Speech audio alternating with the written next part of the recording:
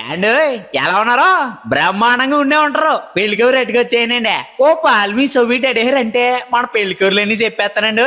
మన పడల వారి పెళ్లి సందరండి. మన పడల వీర్రాఘవ రెడ్డి గారు శ్రీమతి పద్మ గారు లేరు. ఆప్యాయంగా అందరినీ పలకరించేస్తా ఉంటారు. వాళ్ళ ఏకైక కుమారుడు మన వెంకట కరుణాకర్ రెడ్డి పెళ్ళండి. మంచి మనసున్నాడు, సొగసైనడు. మరి మన కరుణాకర్ రెడ్డిని చేసుకోబోయే ఆ సక్కన సుక్క ఎవరంటారా? మన కొమరపాలెం వాస్తవ్యులు మల్లిడి నారాయణ రెడ్డి గారు శ్రీమతి విద్యభారతి గారు లేరు. చూడమొచ్చుకుంటారు.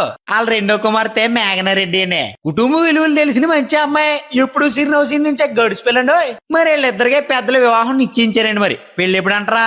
ఈ నెల డిసెంబర్ 14వ తారీఖు అనగా శనివారం రాత్రి 3:54 తెల్లవారితే ఆదివారం అండి. పెళ్లి ఎక్కడంటారా? మన బలభద్రపురంలో ఎంఎస్ఆర్ ఫంక్షన్ హాల్ లేదు, అక్కడే అంగరంగ వైభవంగా జరగబోతుందండి. మరి భోజనాలు అంటారా? ఆ మాటకు వస్తున్నానండి.